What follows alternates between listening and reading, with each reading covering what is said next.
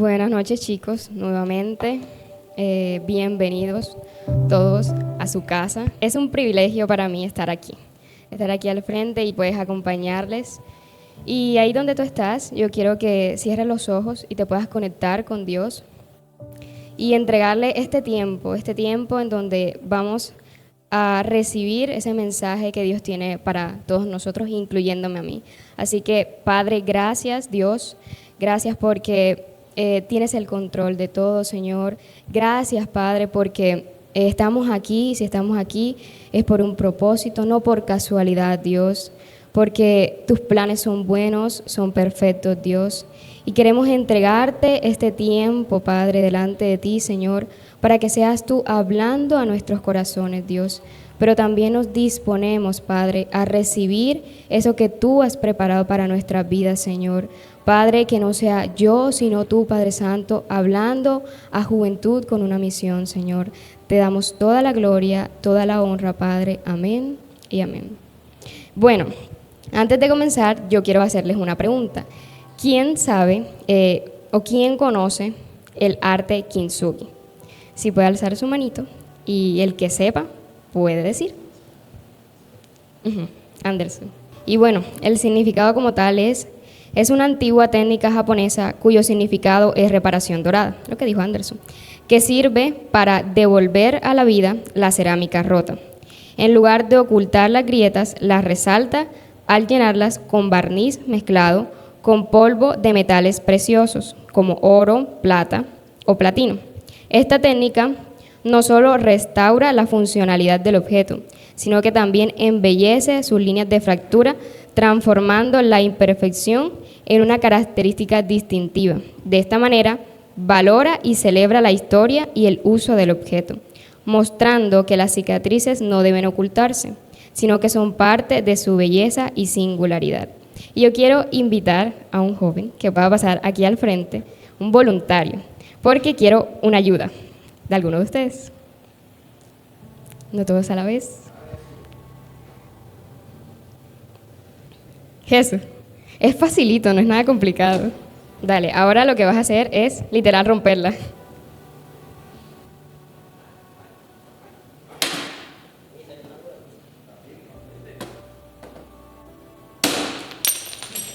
Uy, pero muy duro. Bueno, tienes un reto ahora. Otro. Y es que vas a tratar de armarla como estaba al inicio. 10 segundos.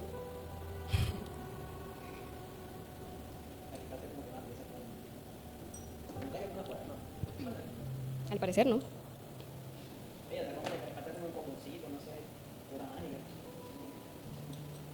El barniz de oro que decía el significado, ¿cierto?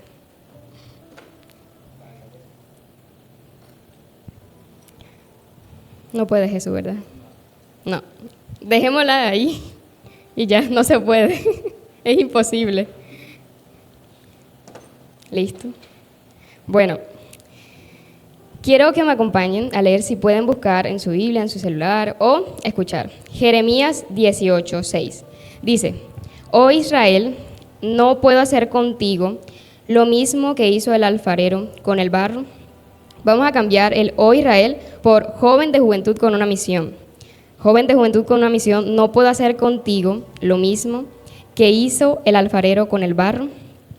Y así como el arte kintsugi, ese arte japonés que repara esa cerámica rota con oro, con barniz de varios polvos de metales preciosos, Dios, como el alfarero, toma nuestras vidas, toma tu vida, que está en 1000 pedazos, rota por las adversidades, por las pruebas, por distintas cosas, y no lo desecha, sino que lo reconstruye haciendo una vasija aún más bella, aún más valiosa.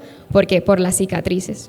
El oro en ese arte kintsugi resalta la historia de la pieza. De igual manera, las cicatrices emocionales y físicas moldeadas por Dios se convierten en un testimonio tanto de gracia como de fortaleza. Y en este versículo, ahí el profeta Jeremías observó cómo el alfarero deshacía una vasija rota, así como esta, y empezaba algo nuevo en ella, con el fin de reconstruirla, reflejando la soberanía de Dios para redimir y restaurar vidas. Y aquí sí ya entro a lo que es el tema de este mensaje. Y bienvenido al Club de las Vasijas Rotas. Y traigo a colisión un personaje de la Biblia, como muchos que también fueron vasijas rotas, y este personaje es José. José pasó por un proceso muy largo para llegar al cumplimiento de la promesa o de ese sueño que Dios puso en él, que era bendecirlo. Y esa historia es muy larga y yo lo que voy a hacer es resumirla para llegar a lo que quiero llegar del mensaje. Y bueno, en Génesis capítulo 37 dice de que habla de los sueños de José. ¿Cuáles son esos sueños que tiene José? Vamos a leer versículos del 5 al 11. Dice, una noche José tuvo un sueño. Cuando se lo contó a sus hermanos, lo odiaron más que nunca. Escuchen este sueño, les dijo. Resulta que estábamos en el campo atando gavillas de grano. De repente, mi gavilla se levantó y las gavillas de ustedes se juntaron alrededor de la mía y se inclinaron ante ella. Sus hermanos respondieron, ¿así que crees que serás nuestro rey? ¿No es verdad? ¿De veras piensas que reinarás sobre nosotros? Así que lo odiaron aún más debido a sus sueños y a la forma en que lo contaba. Al poco tiempo, José tuvo otro sueño y de nuevo se lo contó a sus hermanos. Escuchen, tuve otro sueño, le dijo. El sol, la luna y 11 estrellas se inclinaban ante mí. Esta vez le contó el sueño a su padre, además de a sus hermanos. Pero su padre le respondió, ¿qué clase de sueño es ese? Le preguntó, ¿acaso tu madre, tus hermanos y yo llegaremos a postrarnos delante de ti? Sin embargo, mientras los hermanos de José tenían celos de él, su padre estaba intrigado por el significado de sus sueños. Y qué cosa los sueños de José, o sea, algo tan grande y que de pronto en ese momento no tenía algún significado. Yo me imagino a José preguntándose o preguntándole a Dios, bueno, pero ¿qué es esto? ¿Qué significa este sueño? Y más adelante vemos de que José lo venden sus hermanos. Sus 11 hermanos venden a José de su propia sangre. ¿Qué dice el versículo 28 de este mismo capítulo? Entonces, cuando se acercaron los ismaelitas, que eran mercaderes madianitas, los hermanos de José lo sacaron de una cisterna y se lo vendieron por 20 monedas de plata. Y los mercaderes lo llevaron a Egipto. Todo lo que le estaba pasando a José era completamente malo, claramente. Y él sentía dolor porque estaba siendo vendido por su familia, por sus hermanos, sangre de su sangre. Pero aún en medio de todo eso, José tenía un propósito, y ese propósito, ese sueño y todo lo que estaba a su alrededor, aunque parecía malo, lo estaba empujando a llevarlo al cumplimiento de su propósito y la promesa que Dios le había dado a él a través de ese sueño.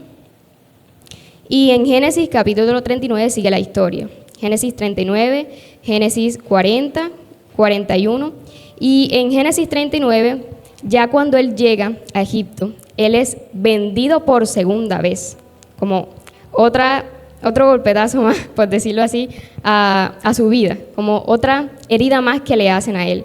Vendido por segunda vez, ¿a quién? A un capitán de la guardia del faraón de Egipto.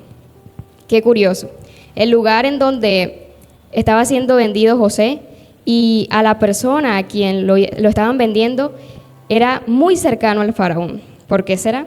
Pues lo veremos más adelante. En el versículo 2 de ese capítulo 39 dice, Dios no abandonó a José mientras estuvo sirviendo en la casa de Potifar. El Señor estaba con José, por eso tenía éxito en todo mientras servía en la casa de su amo egipcio. Y todo lo que él hacía, las labores como servidor, como esclavo, prosperaban. Y eso lo notó su amo, su jefe.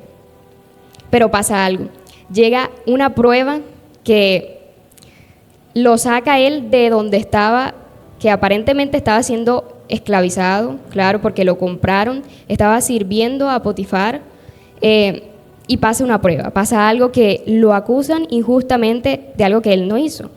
Fue la esposa de Potifar que lo acusó de violación, de haberla violado. Y José es encarcelado. Y dice el versículo 21 del capítulo 39, aún en la cárcel, Dios estaba con José y le mostró su fiel amor hizo que fuera el preferido del encargado de la cárcel. O sea, todo lo malo, miremos así, o sea, como si fuera una película, todo lo malo que le estaba pasando a José, y habían pequeñas cosas que de pronto en la posición de él, o sea, todo está mal. Me vendieron mis hermanos, me vendieron a un grupo ismaelita, luego me vendieron a un guardián de los guerreros del faraón, y ahora esto. Ahora otra nueva cosa, me meten en la cárcel. Y dice, como mencioné anteriormente, que Potifar, su amo, veía que él tenía mucho éxito. Y eso para mí era que aún en medio de la tormenta, que aún en medio de la prueba, Dios lo estaba prosperando. Pero, ¿qué es prosperar? Porque a veces confundimos la palabra prosperar con la riqueza material. Y prosperar es un estado integral de bienestar y éxito, tanto espiritual, físico y también material. Mire que son las tres cosas, espiritual, físico y material, que resulta de vivir según los principios de Dios, confiar en Él y obedecer en su palabra. Más que acumular solamente riqueza, la verdadera prosperidad busca la salud del alma y el propósito divino en la vida. La prosperidad del alma incluye lo que es el gozo, la paz, la madurez espiritual, la salud física y también la provisión material. Dice Mateo 6:33 que la prosperidad viene de Él, viene de Dios, y se logra al buscar primero el reino de Dios y su justicia, más que únicamente las cosas materiales, la riqueza. Y luego de ser encarcelado, aparece una oportunidad para José. José interpreta en la cárcel dos sueños a un panadero y a un copero. Y aún en medio de todo ese proceso, de toda esa dificultad que estaba pasando él, Dios lo conecta con personas clave para llevarlo al cumplimiento de su sueño. Y estando en la cárcel, él interpreta ese sueño y queda ahí. Interpretó los sueños, pero eso estaba acercándolo a lo que sería el propósito para su vida. Y siguiendo la historia en el capítulo 41 de Génesis, vemos de que un día el faraón tiene un sueño, tiene dos sueños. Eso, 2 años después de él haberle interpretado los sueños a ese panadero y a ese copero, el faraón tiene un sueño. Y el copero, estando ahí viendo de que el faraón estaba angustiado, ¿qué es esto? ¿Qué significa? Porque los sueños son muy importantes para este rey. Y él llama a magos, llama a intérpretes y nada, no encuentra un significado en ellos. ¿Y qué dice el copero? Se me estaba pasando que alguien a mí me había interpretado un sueño. Ese joven lo conocí, era un joven hebreo que lo conocí en la cárcel. Y el faraón dijo, vamos a llamar a José. Y José empieza a interpretar los sueños del faraón. Y la interpretación y además las sugerencias que le hace José al faraón fueron bien recibidas. Y reconoció a José como un hombre sabio y como un hombre lleno del Espíritu Santo. Claro, porque un mago ni un sabio pudo interpretar el sueño del faraón, sino él, un simple joven hebreo que estaba encarcelado, que fue vendido, y fue él quien le interpretó el sueño. Por ende, el faraón le dio autoridad a José. Le puso a cargo toda la tierra de Egipto, es decir, que lo nombró como gobernador de Egipto. El versículo 42, el faraón relata la historia que se quita su anillo de autoridad con su sello oficial y se lo da a José. Lo vistió con las mejores ropas de lino, y le puso un collar de oro. José fue bendecido por Dios y hasta incluso relata la historia que le dio una esposa. Pasaron 14 años desde que José fue vendido por sus hermanos, porque tenía aproximadamente 16 años, hasta que él llega a los pies del faraón y le interpreta los sueños al faraón, y el faraón le da esa bendición de convertirse en gobernador. Y tan grande fue la bendición que Dios le dio a él, que él se olvidó por completo de su sufrimiento. Y aún en medio del dolor de José, aún en medio de pronto de la frustración, porque él estaba en la cárcel por algo injusto, estaba en prisión por algo que él no había hecho. Él estaba literal así, en 1000 pedazos, completamente destruido. Y algo que ponía Dios en mi corazón, y es que aún en medio de esas cosas, tenemos que adorar a Dios. Tenemos que adorar aún en medio del dolor, aún en medio de cómo nos sintamos, tenemos que adorarlo a Él. Y al adorar a Dios no depende de cómo nos sintamos, de cómo estemos. Emocionalmente, si estoy feliz, bueno, adoro a Dios. Si tengo riqueza porque me compré una casa, me compré un carro, o lo mínimo me compré el celular que quería, bueno, adoro a Dios. No. Hay que adorarlo en todo momento, en reconocer quién es Él, aún cuando las circunstancias duelen. La adoración en medio de la prueba es un acto de fe. Es decirle a Dios, confío en ti, aunque no entienda absolutamente nada. Cuando adoramos en medio del dolor, declaramos que Dios sigue siendo soberano y que Él sigue siendo bueno. Salmos 103, 1 y 2 dice, con todas las fuerzas de mi ser alabaré a mi Dios. Con todas las fuerzas de mi ser lo alabaré y recordaré todas sus bondades. Salmo 34, 1 dice, bendeciré al Señor a todas horas. No dice en este tiempo sí, en una hora sí, en este minuto no, en este minuto sí, sino a todas horas. Mis labios siempre lo alabarán. Como segundo, esperar en Dios. Muchas veces no queremos esperar, somos muy impacientes y queremos que las cosas sean rápido, pero es difícil, esperar es difícil, pero es lo más seguro. Esperar en Dios no significa quedarse quieto sin hacer nada, es confiar en los tiempos de Dios, en sus decisiones, aunque el proceso sea incómodo para mí. Esperar es difícil, porque queremos las respuestas de Dios para nuestra vida así, rápidas, instantáneas, pero es lo más seguro porque Dios nunca llega tarde, Él nunca se equivoca. Dice Salmos 27:14, por eso me armo de valor y me digo a mí mismo, pon tu confianza en Dios, sí, pon tu confianza en Él. Isaías 40:31 dice, pero los que confían en Dios siempre tendrán nuevas fuerzas. Podrán volar como las águilas y podrán caminar sin cansarse y correr sin fatigarse. Así como leía al principio, como el arte kintsugi que puede reparar de manera hermosa una pieza con oro, puede transformar una vasija rota en una obra aún más valiosa. Al resaltar sus grietas con oro, Dios también obra en nuestras vidas. Dios también obra en tu vida cuando atravesamos procesos de dolor, cuando atravesamos procesos de espera y quebranto. Él no desecha lo que parece roto, sino que como el alfarero que es Él, vuelva a tomar el barro en sus manos para reconstruirlo con propósito. Las experiencias que nos marcaron, las heridas que parecían destruirte, destruirme y los procesos que no entendías, Dios lo usa para formar carácter, para formar y fortalecer tu fe y para manifestar su gloria en tu vida. José permaneció fiel a Dios, aún cuando todo parecía injusto, porque recordemos que hasta en la cárcel lo metieron por algo que él ni siquiera había hecho.